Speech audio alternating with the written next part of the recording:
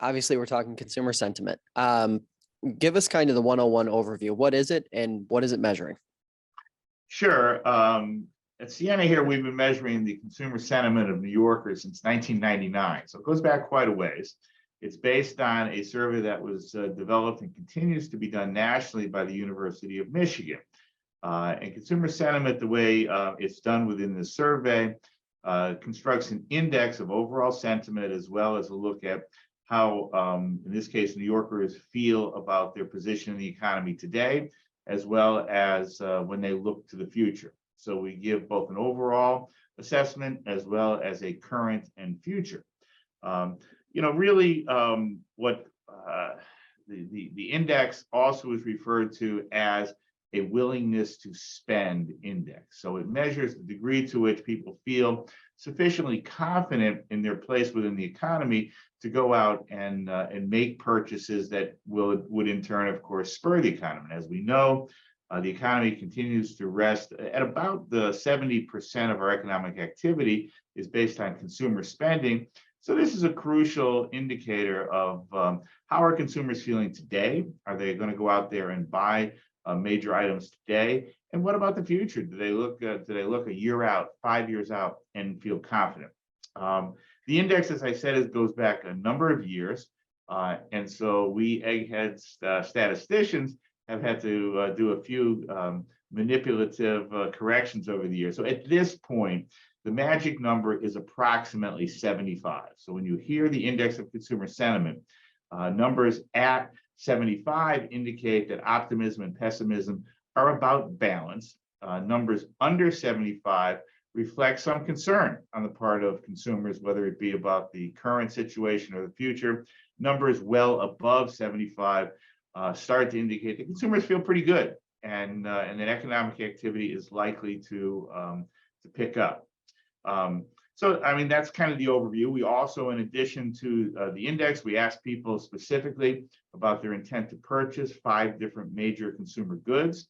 And we also asked about whether, gasoline prices and or food prices are having an impact on their budget. And then, of course, we track all these numbers over time to take a look at where do we stand today as opposed to where we stood, perhaps, in this case, before the pandemic. We also, as I said, we do this measurement here in the state of New York. We break that up by whether we're talking about, say, the New York City area or the upstate area. We take a look at men versus women. We take a look at people by virtue of their income. And we also take a look at whether Democrats and Republicans feel differently, because there is certainly a political dimension to how people feel about the economy. So, I mean, at present, we do this measurement here in New York each and every quarter. The overall index for New York State is sitting just below that magic 75 number at 72. So there is slightly more pessimism overall than there is optimism. However, and it's pretty big, however, that number is heavily influenced by our good friends in the New York City area. So when we just slice it and say, hey, let's just take a look at upstate, the upstate numbers are not as impressive. So the overall index for upstate is a little bit over 65, about 11 points under the New York City index. So there is certainly lingering pessimism, lingering concern about inflation, the cost of food, the cost of gasoline amongst upstaters far more than folks in New York City. Interestingly, when you compare New York State and or upstate New York to the national, we see an interesting trend. For many, many years, the New York index would reside slightly lower than the national rate. At present, we are meaningfully higher as a state than the national number. And in fact, even that upstate number that I just described to you that shows a little bit more pessimism than optimism is a stronger number than the national number. Where's the difference? The difference is that upstaters feel, although below that magic number, they are more optimistic than the nation when we look to the future. So New Yorkers, even those of us upstate, record greater optimism going forward than does the nation as a whole. The national number of is sitting right now at 59 and change, just below 60, whether that be the overall, the current, and or the future. So the nation as a whole is demonstrating real concern economically. This sense that times are tough now. We've got inflation now. Many these numbers display on the part of consumers that they're seeing a recession moving forward. So there's a concern that we're going to move out of a period of increasing prices to one in which all of a sudden there could be slowdowns, there could be layoffs.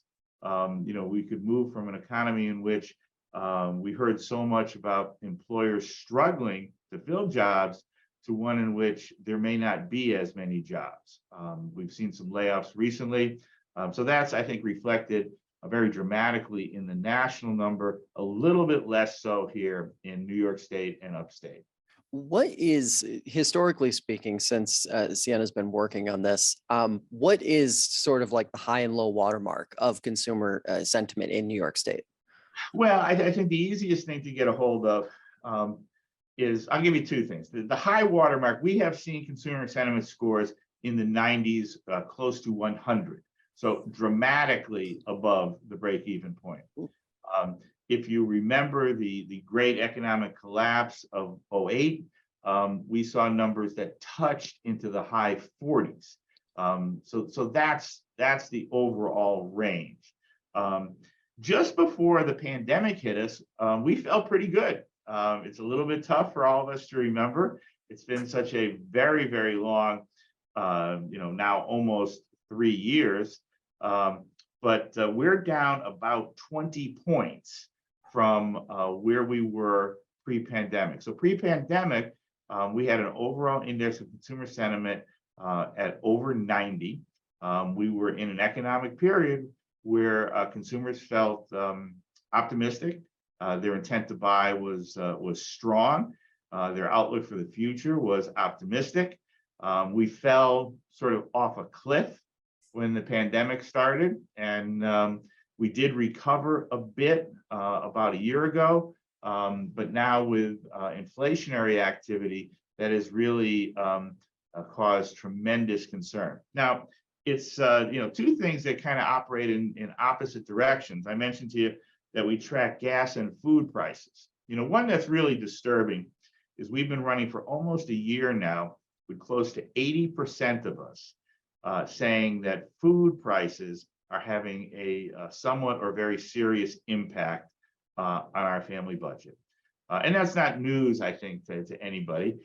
Everyone knows that, we walk into the grocery store and we just can't believe, what an individual item costs, or when you get to the checkout and you go, I used to check out for X, and now I'm checking out for, 1.5 or 2 times X. So 80% of us, and that's a number that, again, pre-pandemic, that number was under 50% of us said that food was having a serious impact. The other one is gasoline. We're down this quarter a little bit. We're down to 2/3 of us say that the price of gas is causing a somewhat or very serious impact on our budget. That was up over 70%. As gas prices now have fallen a bit, that's taking a somewhat less serious impact on us, but still 2/3 of us. And if you consider that many of our good friends in New York City, of course, don't buy gasoline on a daily basis. So if you look simply at upstate relative to gasoline, that number is closer to 70% who continue to say it's having an impact.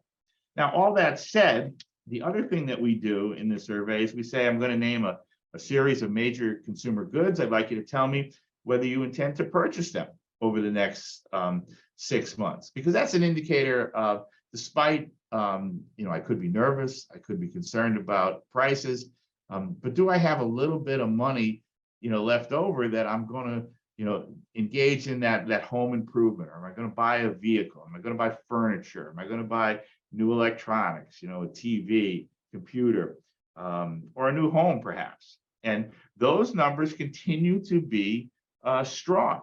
So there continues to be a demand. In fact, while 4 out of the 5 went down slightly over this last quarter, the one number that is up, and it's back to a number that was equal to pre-pandemic, is the intent to purchase cars and trucks. 1/4 of us say that I intend to buy a vehicle over the next 6 months. That doesn't say that everybody's going to make that purchase. If they get to the car dealer or they hunt down a used vehicle and it's more than they want to spend, they may not follow through. But we have seen that number as low as 8, 9, 10% at different periods of time. So there is still some cash that people have available to them, that they say they intend to make these large purchases, despite the fact that there is more pessimism than optimism. Are there any other strands of that? And I realize it feels like it was literally a lifetime ago. Are there any strands of that pre-pandemic economy still intact, other than, the vehicle, I guess the vehicle purchase confidence kind of starting to come back or equaling what it was before? Well, I think, one thing that continues is that some folks hunkered down during the pandemic, put some money away. And so there are still many people who have some savings. They could right now be worried about inflation. They could be worried about economic security, but that doesn't mean that they don't have some money nested away. So that's one lingering effect of the pandemic, whether it was just curtailing spending and or in a variety of different ways, of course. But there is some residual cash on hand. And I think that's what gets expressed in this willingness to buy a piece of furniture, or perhaps to add a deck onto your home. That's what we're seeing, that consumers continue to say that they have money to do that. We haven't yet seen the continuing impact of, if indeed prices are up, despite the fact that people have money on hand, is there going to be some frustration on the part of consumers that they just won't follow through. We don't measure travel, but we all know that travel is someplace where we've seen this now incredible frustration. The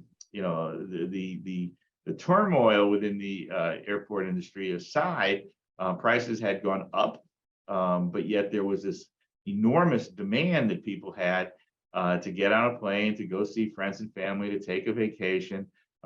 But the reports that we're getting, of course, is that whether it be airplane costs, whether it be hotels, whether it be all the various amusements that people go to see, all those prices are up, and so that's going to cut some consumers out of that marketplace.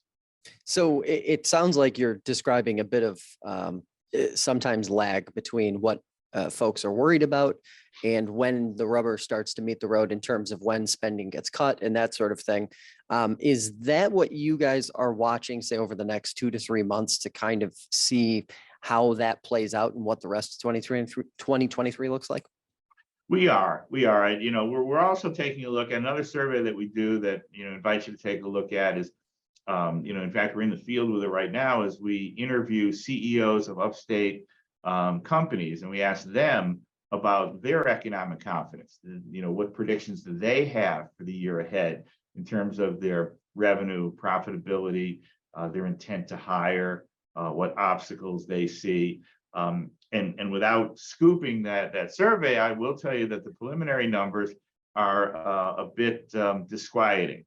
It does feel as though the consumer right now has some cash on hand, is concerned about prices, still has a willingness to spend, but that may get frustrated if indeed we enter into a more pronounced recessionary period, and that's the concern both of consumers and corporate leaders. As I said, the future number is considerably lower amongst the national sample than it is here in New York. Our New York number is right at, an overall number of 70. So that's the upstate number. So there is a continuing hope on the part of consumers that we're going to come through this thing. But there, 3 months from today, when we have this conversation again, and we've done another measurement, we'll get a better idea of how the first quarter has treated consumers and whether any of that tepid optimism has been dashed. And my last question for you here, if there is an industry to watch that tends to reflect best the overall economic picture, which is it, and what are you specifically watching or most interested in seeing how it develops over the next, say, 9 to 12 months? Well, we watch a number of industries here in Upstate. We have so many businesses, of course, that are service businesses, and they're, of course, all over the board. It's somewhat idiosyncratic, how, various service businesses fare. But we're taking a close look at manufacturing here in Upstate. We have seen, we have a variety of different forms of manufacturing. We've got some new chip-oriented and ancillary businesses associated with technology. Those had been driving some optimism over the past 5 years. The robotics business, for example, in the Rochester area, optics. But if we see a slowdown there in an industry that we had great hope for, and in fact, many CEOs, many consumers felt that in addition to medical, which is a, really almost a, I don't want to call it service business, but we all need medical. But we're looking for manufacturing, especially in the technological fields, to provide new high-paying jobs across Upstate that would be a benefit to our economy. If we see a slowdown there, then we're going to have concerns. All right, Dr. Levy, appreciate the time today. Thanks for taking it.